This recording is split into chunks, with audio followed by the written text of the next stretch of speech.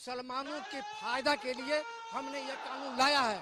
तो मैं नरेंद्र मोदी जी से कहता हूं कि आप अगली बार आप सदन में एक नया कानून लाइए जो मंदिरों में, मठों में, आश्रम में जो दलित, आदिवासी, पिछड़ा, अति पिछड़ा जो लोग हैं उनको मंदिरों में उनका अधिकार दीजिए, उनको पूजा करने का अधिकार दीजिए, उनको भी अपना भागीदार बनाइए।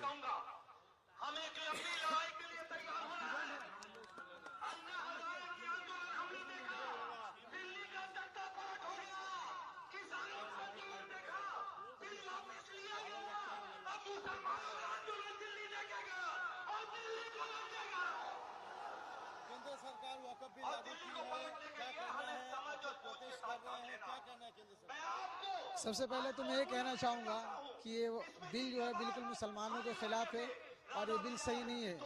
मुसलमानों से अगर मोहब्बत होती मोदी जी को तो मुसलमानों के एजुकेशन पे बात करते, हेल्थ पे बात करते, इस तरीके से जो चीज़ है उस पर बात करते। आप बार बार मुसलमानों के खिलाफ ऐसा क्यों कोई चीज़ लाते हैं जिससे मुसलमान समुदाय भड़क जा रहा है?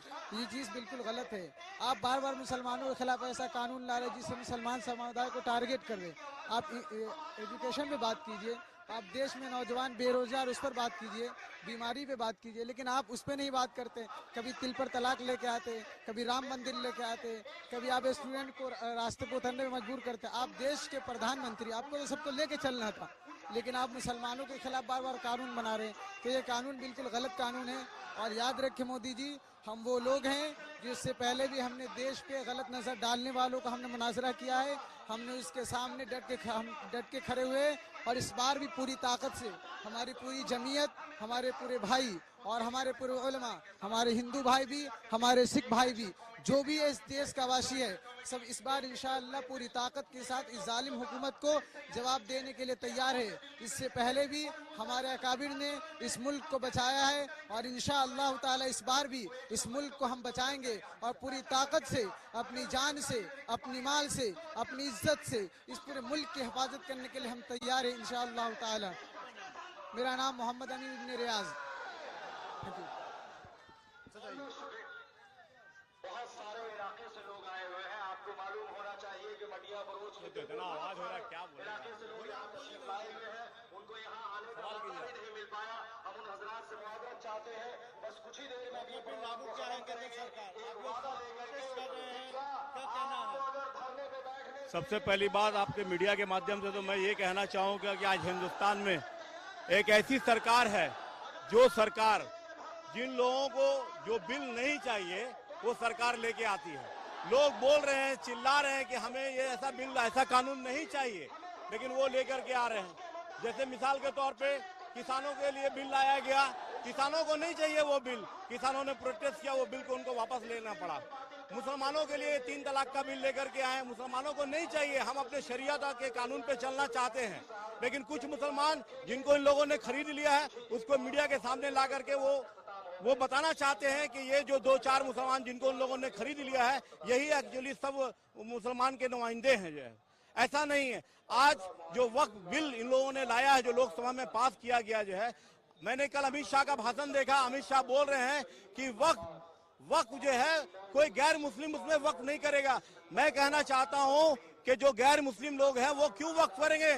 वक्फ जो है मुसलमान करते हैं, लेकिन वो बोलते हैं कि ये मुसलमानों का जो वक्फ बोर्ड है उसमें गैर मुस्लिम, क्रिश्चियन कोई भी वहां पे आ सकते हैं। तो मैं कहना चाहता हूं कि किसी भी बोर्ड में जो एक धर्म विशेष का बोर्ड है, उस धर्म विशेष के बोर्ड में दूसरे धर्म के लोग कैसे अपॉइंट किए जा सकते हैं? जैसे कि मठों में क्या मुस्लिम को अपॉइंट किया जा सकता है? उनकी कमेटी में, उनके बोर्ड में क्या मुसलमान को अपॉइंट किया जा सकता? क्या सिखों के गुरुद्वारा की जो कमेटी होती है उसमें क्या मुसलमान या हिंदू को अपॉइंट किया जा सकता? नहीं किया जा सकता। ठीक उसी तरह से हिंदुस्तान में जो वक्फ बोर्ड जो हमारा है, वक्फ बोर्ड में किसी भी तरीके का जो नॉन मुस्लिम है उसको एक्सेप्ट नहीं किया जा सकता। वक्फ बोर्ड क्या है ये जानना चाहिए लोगों को। हम लोगों ने जिन लोग हमारे अब्बा वाजदाद ने अपने कौम और कौम के मिल्लत के भला और फलाह के लिए अपनी जमीनों को, अपनी जायदाद को वक्फ किया, ताकि उससे कौम और मिल्लत का भला हो सके। लेकिन आज नरेंद्र मोदी ये सियासी खेल खेल रहे हैं और हिंदू मुस्लिम के बीच में डिवाइड एंड रूल की पॉलिसी को अपना करके वो सत्ता में बने रह जाना चाहते हैं। तो हम लोग अपनी जानों की कुर्बानी देने से भी बाज नहीं आएंगे। जिस तरीके से हमारे उलमाओं ने जब आजादी के लिए ऐलान किया था तो हमारे उलमाओं ने फांसी के फंदों को चूमने से कभी भी परहेज नहीं किया। हमारा इतिहास कुर्बानी से भरा पड़ा हुआ। मुसलमान सबसे पहले कुर्बानी देने के लिए आगे रहेगा। जिस तरीके से पाकिस्तान के खिलाफ वीर अब्दुल हमीद ने टैंक में अपने आप को उड़ा दिया था, ठीक उसी तरीके से हिंदुस्तान को बचाने के लिए, संविधान को बचाने के लिए, अपने देश को तरक्की पे लाने के लिए हम लोग अपनी जानों की कुर्बानी देने के लिए कभी भी बाज नहीं आएंगे। सैयद मोहम्मद मंजूरुल हक, all India minority association joint secretary.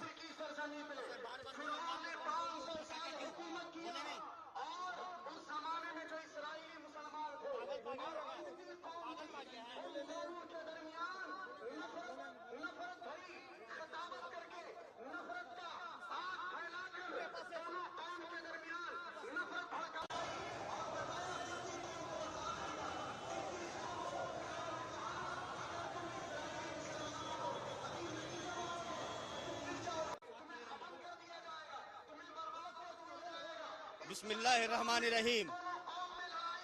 आज जो ये प्रोटेस्ट का जो मामला हुआ है, ये क्यों हुआ है? ये मुसलमानों को जख्म दे दे के आज उसी जख्म में नमक छिड़क दिया। ये बाबरी मस्जिद हम लोग से छीन लिया गया है। ये ट्रिपल तलाक का बिल पास कर लिया। अच्छा, 2 बजे रात में ये कौन सा कानून जिंदा रहता है? ये 2 बजे रात में कौन सा कानून जिंदा रहता है? लोग का जो बिल जो है पास करा लिया जाता है। आदमी को बेवकूफ पा गया ना क्या? आदमी इतना कमजोर है। हम लोग भी चूड़ी पहन के नहीं है। गवर्नमेंट को बता दीजिएगा कि लब्बैक अगर कहेंगे तो मुसलमान एक मुसलमान अपना जान देने के लिए कुर्बान हो जाएगा। ये क्यों इतना करता है? अपना मजबूरी का तहत में हम लोग ये करते हैं। ये कौन सा कानून है? ये कहाँ का कानून है? इतना लंबा चौड़ा भाषण देता है नरसिंहानंद, उसको अरेस्ट नहीं किया जाता है? उसको क्यों नहीं अरेस्ट किया जाता है? ये रसूल अल्लाह के ऊपर में हम लोग को जो है बार बार बयान देता है। नरसिंहानंद बहुत बड़ा चोर है, बहुत बड़ा डकैत है, समझिए ना। इब्रार आलम।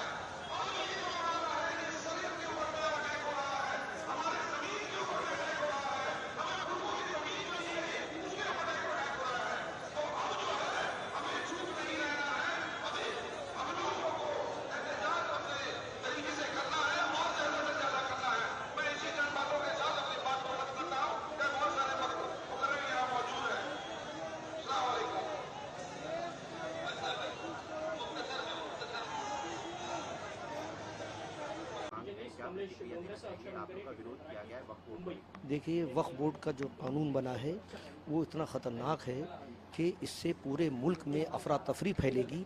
आज कानून नहीं बना है तो किसी भी मस्जिद पर दावा बोल दिया जाता है। सैकड़ों साल पुरानी मस्जिद के यहाँ पर ये था और ये मंदिर का हिस्सा है या मंदिर है, ये तमाम चीज़ें हो रही हैं। और जब कानून बन जाएगा तो किसी भी मस्जिद पर, मदरसे पर, खानकाह पर हाथ रख दिया जाएगा कि यहाँ पर ये चीज़ थी, और उसके बाद जब तक उसका फैसला नहीं हो जाता है वहाँ पर इबादत रोक दी जाएगी। तो उससे पूरे मुल्क में अनारकी फैलेगी, अफरा तफरी फैलेगी और आपस में लड़ाई झगड़ा बढ़ेगा। इस कानून को फौरी तौर पर मुस्तरद हम तो करते ही हैं। हुकूमत को भी चाहिए कि मुल्क में अमन व अमान वो काम रखना चाहती है तो इस कानून को फौरी तौर पर ख़त्म करें। चंद्रबाबू नायडू हुए या नीतीश हुए या और जो लोग हैं, उनकी पार्टी में जो लोग हैं उनसे इस्तीफ़ा दे रहे हैं, अलग हो रहे हैं और तदरीजन वक्त पर क्या होना चाहिए क्या नहीं होना चाहिए मुसलमान सोच समझकर इंशाअल्लाह ताला वो कार्रवाई करेगा।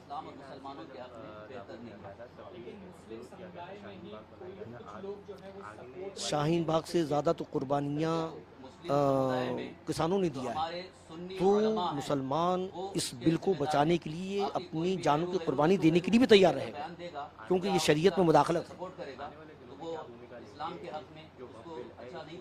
वक्फ बिल के ताल्लुक से एहतजाज कैसे होगा, कानूनी कार्रवाई कैसे होगी, ये हमारे अकाबिर उलमाए कराम दानिशवरान कौम बैठेंगे और वो तय करेंगे कि इस जहत पर, इस लाइन पर हमको काम करना है, वो इंशाल्लाह किया जाएगा।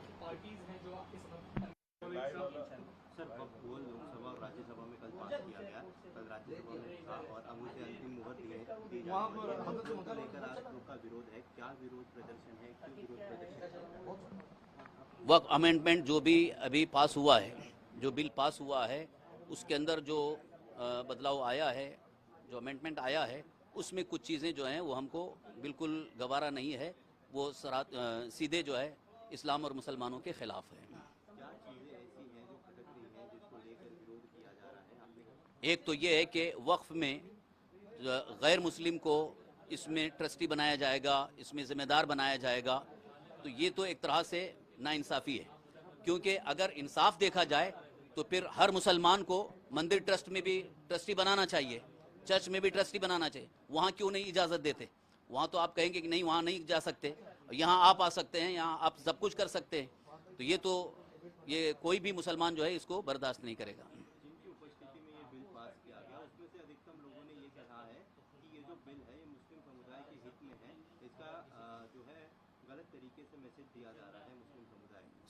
सरकार गलत तरीके से मैसेज दे रही है, बल्कि जो हम कह रहे हैं वो बिल्कुल सही, कि वो जो बोल रहे हैं उनका बोलना कुछ और रहता है, अंदर से कुछ और करते हैं। अगर इतनी हमदर्दी है तो हम सरकार से मुतालबा करते हैं कि आप जो है मुसलमानों को रिजर्वेशन देने की कोशिश क्यों नहीं करते? मुसलमानों को रिजर्वेशन दो, सियासत में उनको हिस्सादारी दो। यहाँ खाली वक्फ में तुम ये करें कि हम बेहतरी के लिए कर रहे हैं, लेकिन पॉलिटिक्स में, सियासत में कोई हिस्सादारी नहीं है, और जो हमारे मजहबी मामलात हैं उसमें पूरी तरह से